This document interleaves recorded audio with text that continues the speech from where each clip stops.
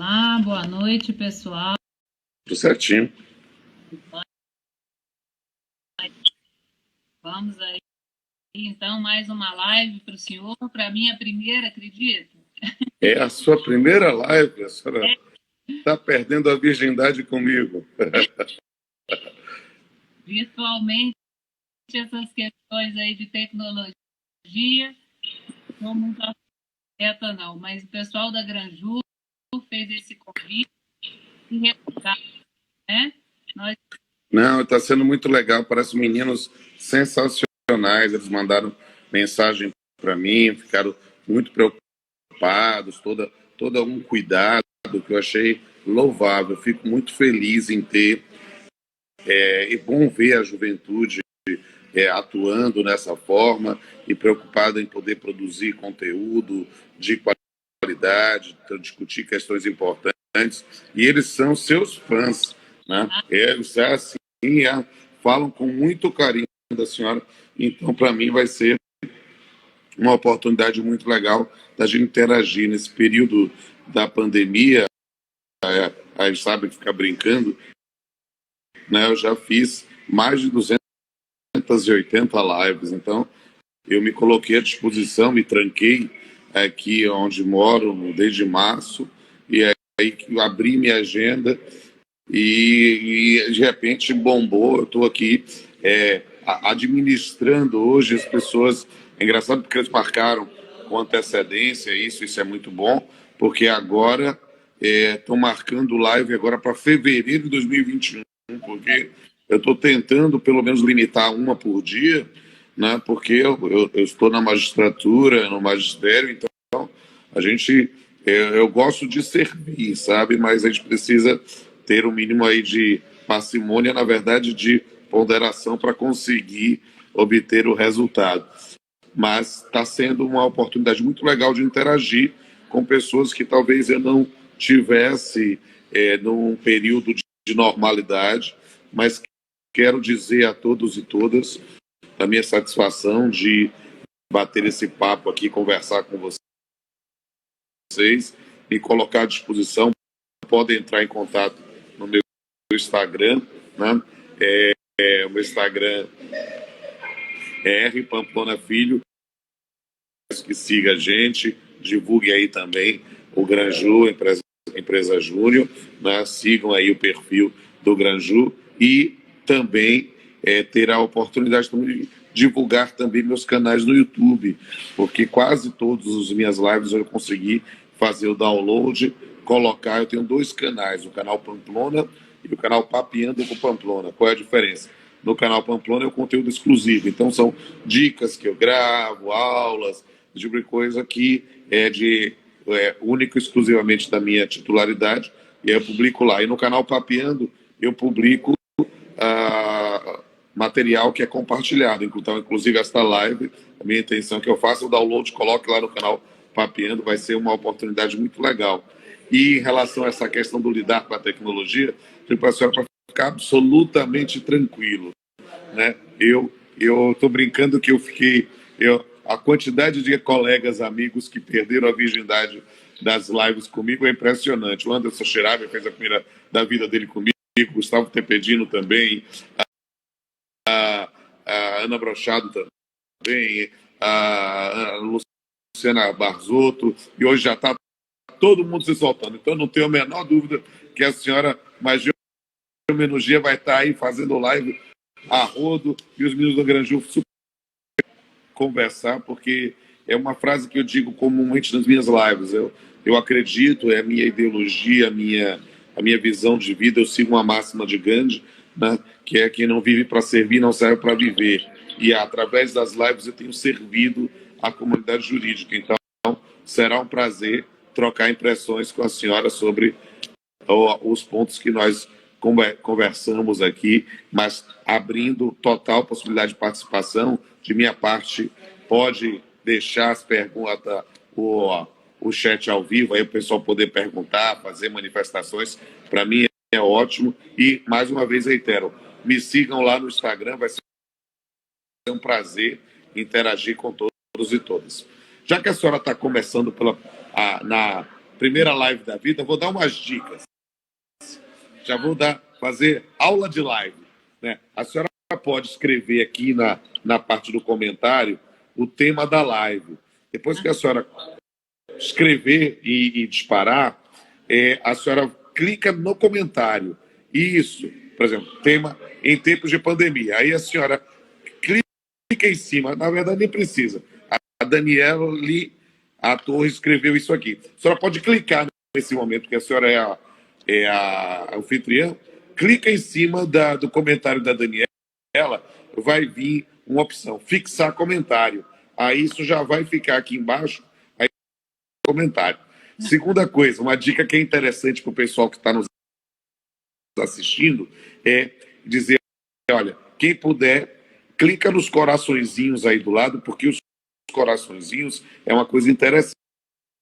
Eles potencializam o algoritmo da nossa transmissão. E isso faz com que a nossa live fique sendo disponibilizada para mais de uma pessoa ao mesmo tempo. Me permita também fazer um registro pessoal, mandar um beijo aqui para a Aline Cosenza, que é minha namorada, que apareceu aqui nessa live aqui. De repente, ela estava dando aula no outro curso, e aí aparecendo aqui também. E para todo mundo que nos assiste e queira acompanhar ao vivo, tem esse parece uma pipa, um triângulo aqui.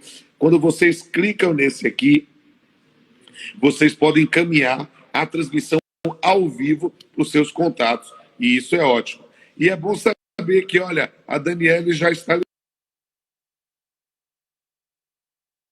Ficou feliz aqui, está ensinando. Muito bem. A palavra é sua. Então, mas olha, primeiramente queria agradecer mais uma vez, né? Porque esse convite eu sei que foi aceito com muito cuidado, com essa intenção mesmo que é de a gente atender a essa comunidade jurídica que está tanto, né? Tão buscando essa parte do ensinamento, dos conhecimentos. E aí eu tinha pensado, né? De início eu não preciso apresentar o senhor. Meus alunos que estão aí, que não me deixam, sabem, a comunidade jurídica conhece, é o livro que a gente adota, que a gente... Mas eu não resisti, sabe?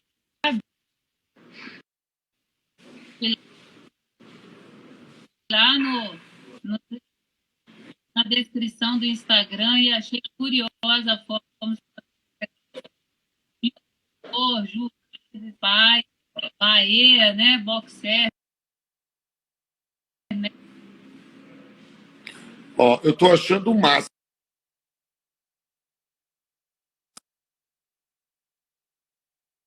Não estou ouvindo direito. Não sei se o sinal não é bom. Mas eu adorei. A senhora já é blogueira mesmo. A Daniele já denunciou. A senhora já é blogueira mesmo. E eu nem sei como é que compartilha essas coisas. Tudo bem, estamos de volta.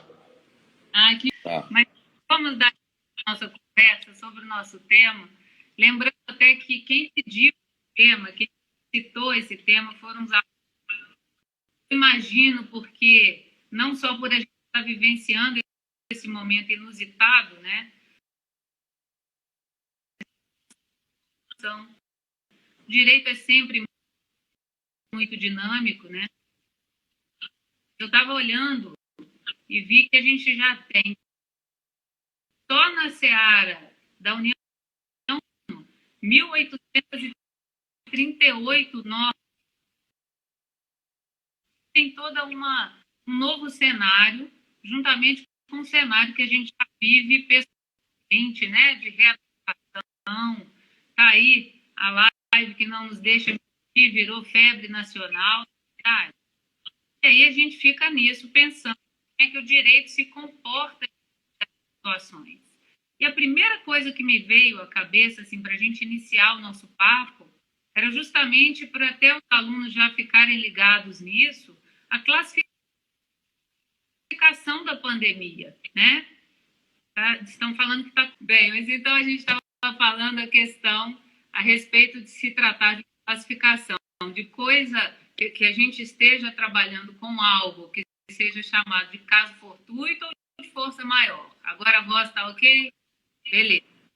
Então, sabe que a doutrina diverge em relação a esses conceitos, que a própria ciência não se ocupa muito, né, em diferenciar uma coisa de outra, mas a questão que me ocorre é a seguinte: diante do fato de que a gente considera caso fortuito ou força maior, aí quero ouvir qual a opinião do senhor, né? É caso fortuito, é força maior, independente de a jurisprudência e a própria lei não se ocupar muito dessa distinção.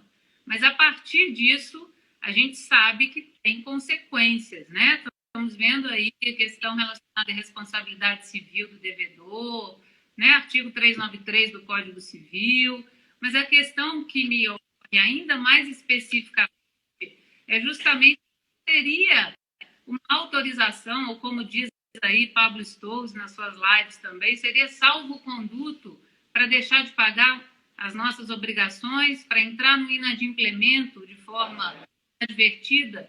E como é que e aí? Bem, vou responder aqui, embora aqui no final a sua voz já não estava ouvindo direito. Então, vamos ver, eu vou responder essa pergunta e espero que volte o áudio total para que a gente possa seguir outras perguntas. É preciso compreender que a doutrina não faz, a legislação, a disciplina normativa específica, não faz uma distinção dos efeitos jurídicos do caso fortuito e da força maior. Na verdade, são construções como eventos imprevisíveis e inevitáveis que podem quebrar o nexo causal numa situação de responsabilidade civil. Tradicionalmente, se nós lembrarmos a doutrina do saudoso Caio Mário da Silva Pereira, né, Caio Mário tentava identificar a força maior com eventos da natureza e o caso fortuito com atos dos seres humanos. Né? Mas eu confesso que eu não gosto muito dessa distinção pela circunstância de eu trabalhar a chamada escada pontiana, a visão de Ponte de Miranda sobre o negócio jurídico e sobre a teoria do fato jurídico, como todo acontecimento natural ou humano que gera repercussão ao direito. Então, caso fortuito e a força maior são fatos jurídicos extraordinários que quebram um nexo de causalidade. Eu e Pablo, no nosso livro, desde a primeira edição do volume 1, e a gente defende, trabalha essas questões nos 4 primeiros volumes, Pátrio Geral, Obrigações, Responsabilidade Civil e Contratos, cada um, obviamente, no seu corte epistemológico, a gente tenta identificar a força maior com a característica da inevitabilidade e o caso fortuito com a característica da imprevisibilidade. O fato, porém, é que a disciplina jurídica normativa dessas situações é a mesma, é a quebra do nexo causal. E aí a pergunta que não quer calar: a pandemia é caso fortuito ou é força maior? Bem, uma resposta peremptória, linear, vai ser sempre negativa, porque, na verdade, a pandemia, dentro da nossa perspectiva, pode se enquadrar em determinadas relações jurídicas como força maior. E esta é uma diferença abissal em afirmar necessariamente que é. Por quê? Justamente porque a circunstância de vivermos algo absolutamente inédito na história do nosso país, né, não traz um salvo-conduto por descumprimento de relações obrigacionais. Não. As relações jurídicas obrigacionais devem continuar sendo cumpridas na forma que se contém. Mas pode acontecer que tendo ocorrido, e ó, importante, tendo ocorrido uma material de cumprimento, vamos ter no fato um eventual descumprimento. E aí nós vamos discutir se esse descumprimento tem um nexo de causalidade com a pandemia ou não. Por quê? Porque nem todo negócio jurídico é afetado necessariamente pela pandemia.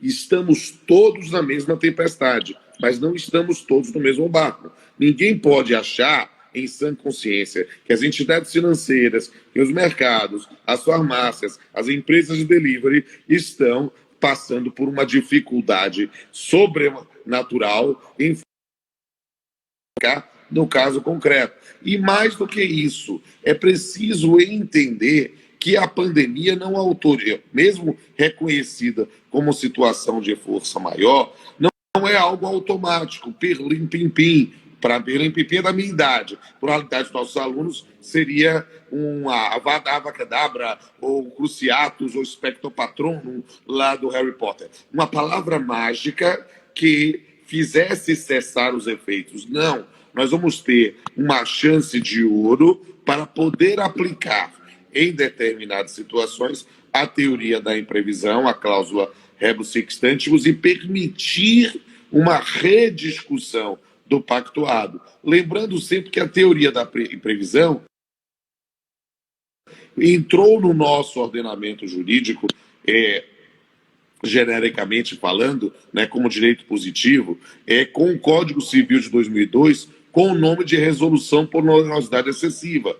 É claro que a teoria já era aplicável, a gente remonta a teoria, a cláusula rebus sic stantibus é de origem romana. A gente faz sempre a menção à Lei Fayot do início do século XX, porque num pós-guerra nós tínhamos uma situação que justificaria a extinção de relações contratuais. E a lógica é essa, nosso que o Código fala em resolução por onerosidade excessiva.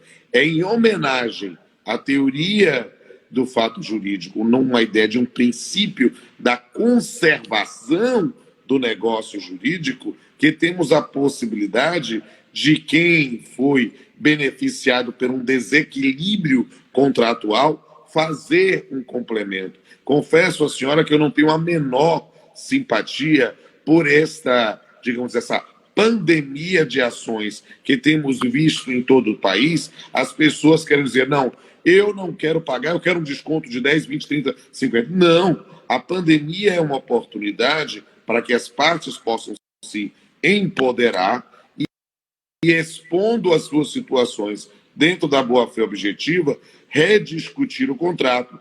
Há mudança linear sobre isso. Mudança linear é reconstrução da autonomia da vontade com o dirigismo contratual a posteriori. Isso não me parece a melhor solução. Sem dúvida nenhuma, né? E acho que aí é a hora de a gente pensar em conciliações, né? O tempo todo a gente tem falado isso, porque penso que é um momento, né? O diálogo está aí para ser utilizado, né? Eu não tenho isso. Eu não tenho a menor sombra pálida de dúvida que é o momento, inclusive nos cursos de graduação, de fomentar essas técnicas de negociação, porque é através da pandemia que nós vamos empoderar as partes, através dos seus advogados, para uma negociação em que o que está acontecendo, e eu acho que é distorção, é essa ideia de um voluntarismo de pedir. O não eu já tenho, eu peço então para o Poder Judiciário reduzir 10, 20, 30, 40%, né? E aí vamos negociar. Essa não é a melhor solução. Por quê? Porque nós vamos ter, dentro de uma mudança, de uma aplicação linear, a situação do indivíduo que não teve problemas, ele é servidor público, ele não teve nenhum tipo de modificação na sua remuneração, com o indivíduo que teve a suspensão do contrato de trabalho ou o que foi despedido, né? Então é preciso verificar essa situação, né? Numa análise, digamos assim, não é algo pronto para levar, não é prêt-à-porter, é, na verdade, à la carte. Nós vamos ter que analisar realmente cada situação, expondo de forma ampla isso. Só para lhe dar um exemplo sobre mensalidades escolares, aqui na Bahia, alguns colégios já se anteciparam e antes de qualquer ação judicial, já fizeram, olha só, uma coisa que estava lá no CDC e as pessoas esquecem, quase convenções coletivas de consumo, né? Em que, numa negociação com associações de pais e mestres, estabeleceram critérios para verificar o que é que houve de diminuição da atividade econômica, porque houve também fomento com a página de internet, aulas presenciais, e nesse ponto, fazer adequação a seus alunos. Sem dúvida. E aí a gente vai vendo que sem nem pestanejar é o melhor caminho, né? Senão vira embaixo do lado. E até tenho visto, se diz é que ainda vir aí avalanches para o judiciário, né? Um judiciário que já está afogado em tantos processos, né? E aí não ter ainda essa cultura que deveria já ser uma cultura presente para nós da conciliação, da mediação, da negociação, né? Aí até um parêntese aqui, o pessoal da Granjur já está doido para fazer o curso de mediação, para colocar em voga aí para a galera poder fazer. A gente está tentando entabular isso aí. Mas eu acho uma excelente ideia fazer esse curso de mediação e fomento todo. Eu quero dizer, doutora, que eu estou à disposição de vocês. Quando acabar a pandemia e eu poder voltar a viajar novamente, me chame com a palestra aí, que eu quero conhecer todos esses meninos e meninas. Será um prazer ter aí, estar com vocês. A gente vai agendar tudo, porque eu estou numa vida de doido agora, nessa coisa de ficar isolado, fazendo audiência, fazendo aula, gravando aula, fazendo live. Eu estou assim, e estou me sentindo confinado. Eu estou doido quando acabar isso aqui, eu poder viajar de novo. Aí eu quero sair rodando todas as semanas, todos os finais de semana, para conhecer cada pessoa que eu tive a oportunidade de conversar, ainda que por lives. Bacana demais. Nós vamos esperar, então, que passe logo, né? Amém. Vamos dando mais um passinho aí na nossa conversa, porque já sabemos até que a própria pandemia não vai ser, então, como está mais do que claro, né, um salvo-conduto para a inadimplência, certo? Agora, quando a gente vai para a área da pensão alimentícia, né, a gente está lá pensando não mais nesse que não teve alteração na sua vida, mas aquele que ficou desempregado, que não tem condição, está com dificuldade, né? Muda alguma coisa em relação ao que a gente já tem hoje, de que, por exemplo, em relação a isso, como é que ficam esses devedores de pensão alimentícia? Vamos colocá-los na prisão domiciliar, como tem sido a orientação, ou o ideal seria suspender a execução da ordem de prisão para pós-pandemia? E aí? Bem, essa é uma questão que é muito importante e que nós já tínhamos uma diretriz que partia do STJ e que foi tornado de jeito positivo com a Lei 14.010. A gente que é decorrente do projeto de lei 1179.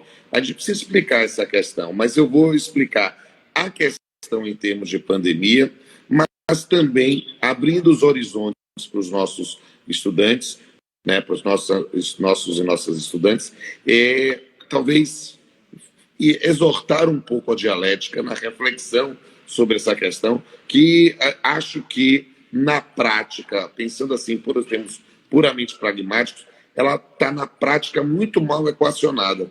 O que acontece? Vamos Jack Stripador por partes, né? Primeira questão.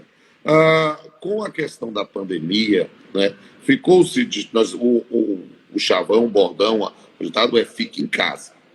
Né? Por quê? Por causa da questão do contágio, por causa dessa questão de preservação de saúde pública. Aí, o que aconteceu? No primeiro momento, isso chegou através de decisões que vinham lá do Ceará, mas houve especificamente para o STJ, né, uma orientação no sentido de que, nas hipóteses de prisão decorrente do devedor de alimentos, né, nós fazemos a prisão, né, mas isso foi incorporado ao projeto 1179 e que se tornou a Lei 14.010. E eu fico dizendo para as pessoas, eu digo, olha, gente, acho que as pessoas estão gritando sobre a coisa errada. A situação é fique em casa. Você imaginar a prisão do indivíduo, é algo que só pode ser feita para o devedor inexcusável. Ou seja, você tem uma determinada situação que precisa ser evidente que o indivíduo tem condições de arcar com determinados pagamentos. Por quê? Porque a dívida de natureza alimentar, a dívida de natureza alimentícia, ela é prioridade absoluta, e nessas circunstâncias eu vou mandar prender. O que está acontecendo, minha querida, é que, tal qual em relação à pandemia, né, as pessoas ficam imaginando que. Qual é a lógica de entender que desemprego, perda de emprego, não é motivo para recusar pagamento de pensão alimentícia?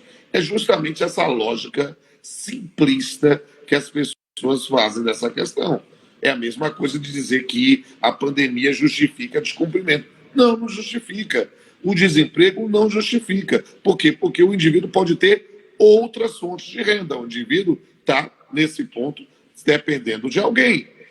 Mas ele está recebendo o seguro-desemprego, ou ele tem outras rendas, ele tem algumas economias, e em função disso, ele se alimenta e deve alimentar e, obviamente, proporcionar, porque não é só o alimento propriamente dito, né, as prestações de natureza alimentícia aos seus filhos. Colocou o filho no mundo, ele tem de responder nisso. Então, a lógica é imaginar que não é o desemprego, é, na verdade, a ausência absoluta de condições, porque o indivíduo está na miséria, o indivíduo não tem nem o patamar civilizatório mínimo de um mínimo existencial.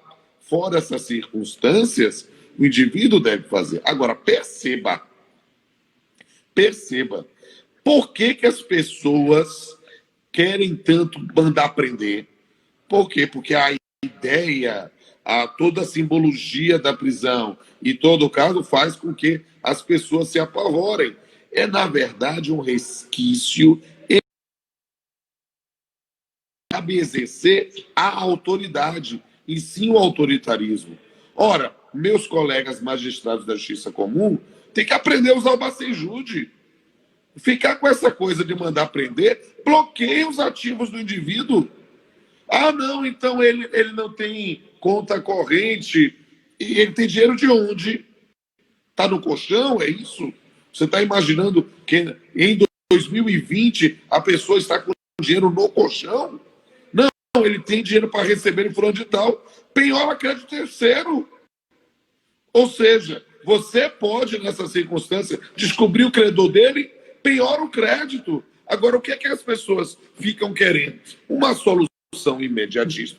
Claro que nós sabemos da urgência do crédito de natureza alimentar, mas perceba a imaginar que se você mandar prender, aí o dinheiro vai aparecer.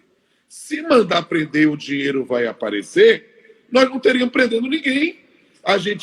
Na época que a gente fazia, a gente prendia e o indivíduo não tinha dinheiro da mesma forma. Aí ficava na discussão do habeas corpus.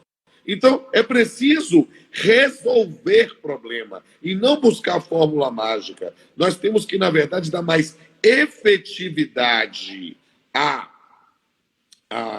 execução de alimentos do que ficar imaginando em mandar prender. Por quê? Porque, na verdade, mandar prender só e somente só porque se o indivíduo tem condições de pagar e não está fazendo isso.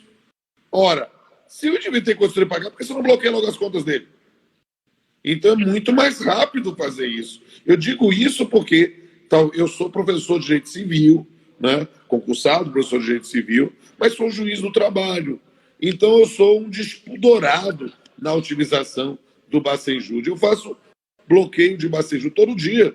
Inclusive, preciso dizer às pessoas que o Bacenjude vai acabar já semana que vem sendo substituído por um outro modelo, que é a cargo do CNJ, chamado CIS-Bacen. Mas a lógica continua a mesma, é a penhora eletrônica de ativos. Sem dúvida, né? Aí, de repente, a gente também começa a entender, acho que eu falo isso para os alunos, tem que entender onde a gente está colocando esse indivíduo também, né? Quantas pessoas foram lá para ver onde está esse depósito de alimentos? Prisão especial, tem assim, não, vai lá, né?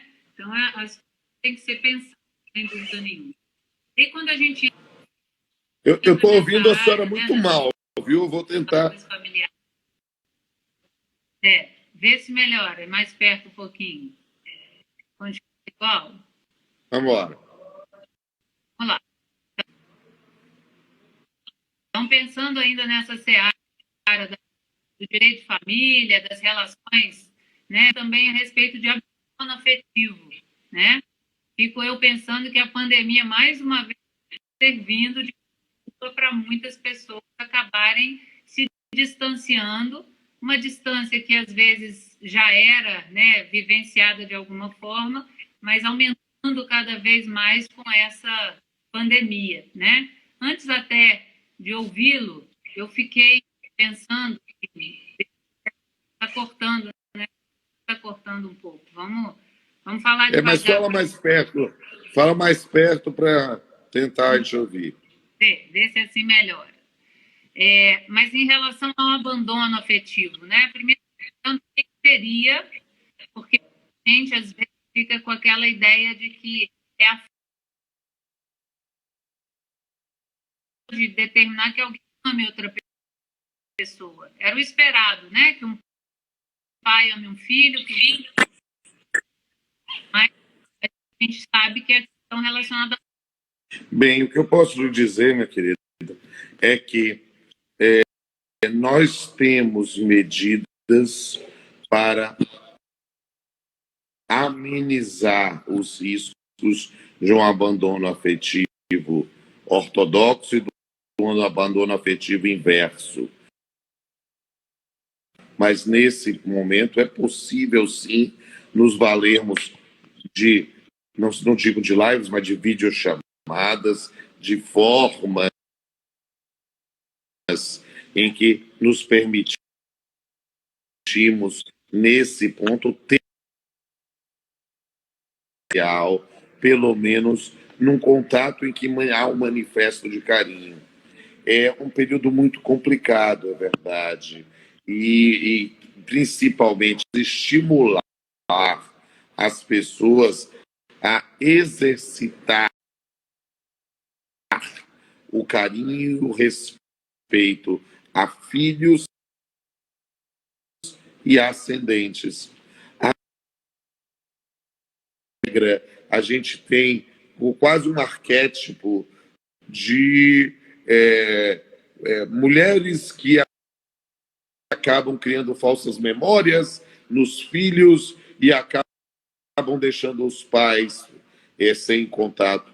Mas, às vezes, essa sensação de abandono ou essa sensação de isolamento parte, às vezes, espontaneamente, mas não conscientemente, dos próprios filhos que não mantêm contato com os pais, né? Ou, nesse ponto, pensando no abandono inverso, né? Pensando numa situação, ora, quem é adulto e esquece que os seus pais, já idosos, ainda vivos, precisam de um contato. E nasceu digital, né? Eu e a senhora, eu sou bem mais velho que a senhora, mas nós podemos dizer que nós somos de uma geração analógica que migrou para o mundo digital. Os nossos filhos, eles são já nativos de um mundo digital. Então, para eles, não haveria o menor problema de inclusão digital para fazer uma videochamada. E às vezes eles não fazem. Às vezes é engraçado isso, porque nós temos uma geração que tem acesso à informação muito fácil, mas elas não usam isso para manifestar carinho. É mais fácil simplesmente jogar o videogame, né? Então, por que eu estou trazendo essas considerações? São mais sociológicas do que jurídicas, porque a gente está vivendo um mundo muito complexo, né? Mas voltando ao arquétipo do abandono parental e da alienação parental e da alienação invertida, ao abandono afetivo invertido, nós temos aí uma situação realmente terrível. Por quê? Porque nessas circunstâncias, a pandemia pode estar sendo utilizada como um instrumento para a alienação. Né? Dizer, olha, não vem aqui porque você pode contaminar os nossos filhos. Isso é terrível, isso é terrível. E a questão de medidas inibitórias, cautelares, que possam ser tomadas, acabam sendo. Vamos esperar o professor Rodolfo Pamplona ver se ele consegue entrar de novo aqui. Aí, entrou.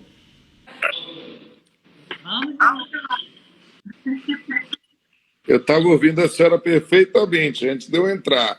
Foi só eu entrar, já não estou ouvindo direito. Que está então, Ó, gente? vamos lá. Vamos lá. Mas que bom que eles ouviram a sua resposta sobre a questão do abandono, né? Abandono afetivo. Certo.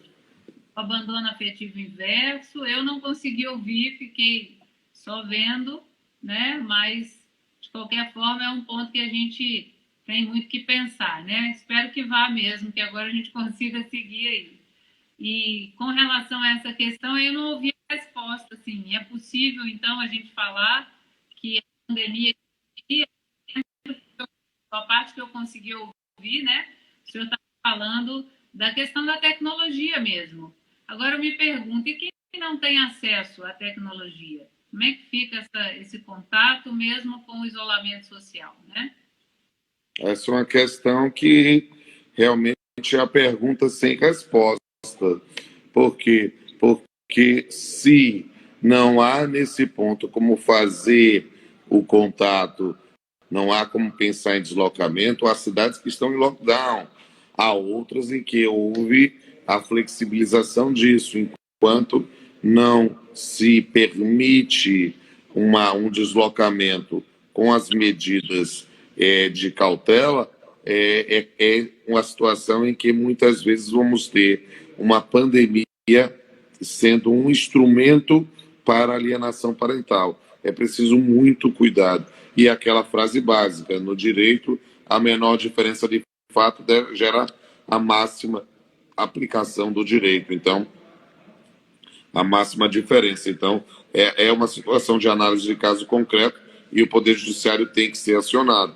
Porque efetivamente verificar medidas.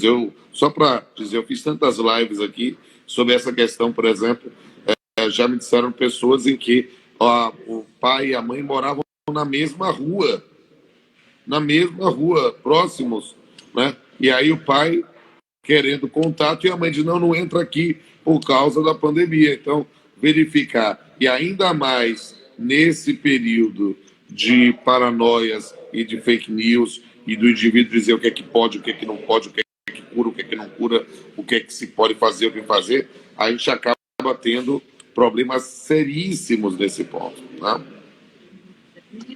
Também, né, que tem sofrido um abandono ainda porque dificilmente eles vão ter esse acesso à tecnologia, até pela própria situação, né, da idade, da dificuldade nesse sentido. Então, acho que é preciso que haja uma reflexão. Estou falando, né, efetivamente ser visto, né? Não é só uma questão de amor, porque a gente exigir, não dá para entrar na justiça e falar me ame, não tem jeito, né? Preciso que a gente pense na questão, acho que é uma humanidade também, né? Passa, escapa a questão do direito. E aí vamos pensar um pouquinho agora no Poder Judiciário, né? Eu estava falando com o professor, doutor Rodolfo Pamplona, agora eu quero falar também com participou aí dessas respostas. Mas como é que fica o judiciário? Será que pós-pandemia vamos continuar com julgamentos virtuais? Será que vai ser uma regra? Quais são os benefícios? Quais são os malefícios? O contato pessoal, ele traz muito, né? Para ouvir uma testemunha, por exemplo, estar diante dela ou estar na tela, né? Diante de uma tela, eu creio que faça uma diferença. Mas e aí? Como é que fica? Eu acho que a pandemia ela trouxe lições que vão ser continuadamente aplicadas no pós-pandemia, né?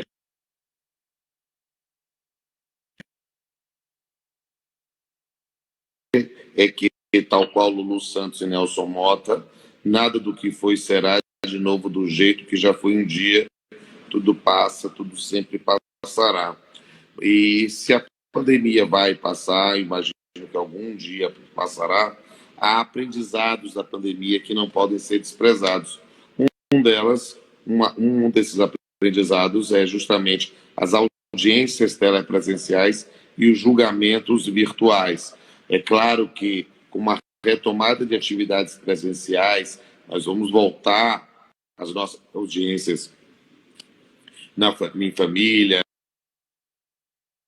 das audiências telepresenciais, a expertise que se desenvolveu vai permitir muitas vezes evitar discussões como exceções de competência, cartas precatórias, cartas rogatórias. Eu posso ouvir através dessa nova prática das audiências telepresenciais pessoas em outro país. Então, eu penso como juiz do trabalho, por exemplo, que às vezes já tive ações de jogadores de futebol que estava com um contrato em Portugal, ou na Espanha, ou na França, e a gente fez a audiência dessa forma. É algo que pode ser aplicado posteriormente. A própria noção das audiências virtuais, dos julgamentos virtuais, talvez eles sejam julgamentos que vão se tornar presenciais com transmissão telepresencial. Porque, por exemplo, pensar no deslocamento de qualquer cidade desse país para Brasília para fazer uma sustentação no STJ, ou no Supremo Tribunal Federal, ou no TST, é algo que nós temos que facilitar o acesso à jurisdição. Mas é lógico que nós estamos tratando com seres humanos e não computadores. Então, tendo a possibilidade do contato presencial, até mesmo para apresentação de memoriais, para poder conversar um pouco, tentar expor, porque às vezes as pessoas não têm a objetividade, né, e a precisão na argumentação, às vezes precisam de mais tempo para maturar. Então, essa pode ser um caminho também a se lidar. Eu fico pensando, até comparando com a telemedicina, né, com a medicina também igual. Imagino eu que em muitas situações, em outras, vai precisar ser presencial, né? O juiz vai ter que ter esse bom senso para saber quando ele precisa. Estou lá diante de uma situação que envolve guarda, né, que eu preciso ter um contato mais próximo. De repente, essa é essencial. Ou seja mais, né, uma situação mais tranquila, vai online, né? Então, eu acho que é preciso que a gente faça mesmo essa adequação. Eu estava ouvindo ministros e ex-ministros do STF falando a respeito disso, e alguns trabalhando a questão também de estar num julgamento, por exemplo, no tribunal, que o Estado trocar uma ideia com colegas, trabalhava.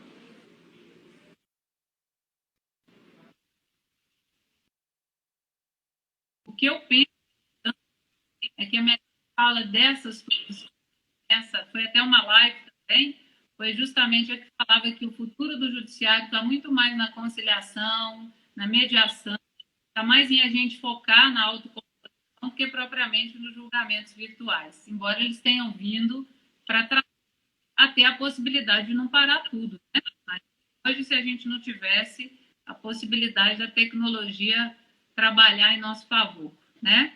O que não pode, né, doutor Rodolfo, é a gente ter situações como a gente tem visto que vão parar na mídia, né? Tem lá ministro do Tubarão no fundo, porque o neto mexeu no celular e no... Essa ainda tem tudo, né? É hacker entrando para colocar determinadas coisas altamente desnecessárias dentro de uma sessão de julgamento, né? A gente precisa progredir muito em segurança da informação. Então, acho que tudo isso tem que ver. Hoje mesmo eu vi no Migalhas, eu tinha separado aqui, vamos ver se eu tenho a imagem. O pessoal deve ter visto aí, numa sessão virtual do tribunal, o desembargador sai lá da sala onde ele estava e vai dar uma balinha na boca da pessoa aí, a serventuária, né? Então, essas gafes também, elas tendem a diminuir. O pessoal lembrar que está fazendo julgamento virtual, né? Porque está todo mundo assistindo aí. Então, é preciso também ter esse outro, quando são públicos, né? Lógico. Mas a gente tem esse outro lado também, né?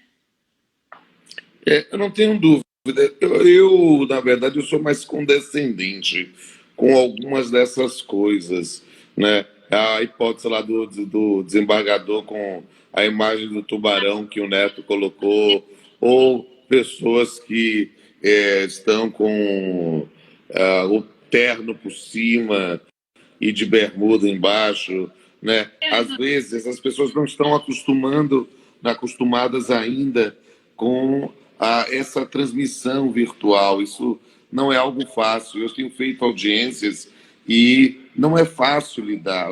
Note, inclusive nessa live, nós estamos aqui conversando, mas caímos, voltamos e pode ter. Então, essa questão da adequação à tecnologia, ela precisa ter muita paciência, alteridade, tolerância. Eu tenho feito audiência e, com frequência, a cachorro late, a minha criança aparece. Teve uma que foi muito engraçada, noticiei na minha página do Instagram, apareceu o carro do ovo, o cara começou a gritar no alto-falante, aí eu digo, vamos esperar o carro do ovo passar e eu volto a ouvir a testemunha. Por quê? Porque a gente não estava conseguindo ouvir, porque na casa do cara, o cara estava na casa e o cara passou na frente.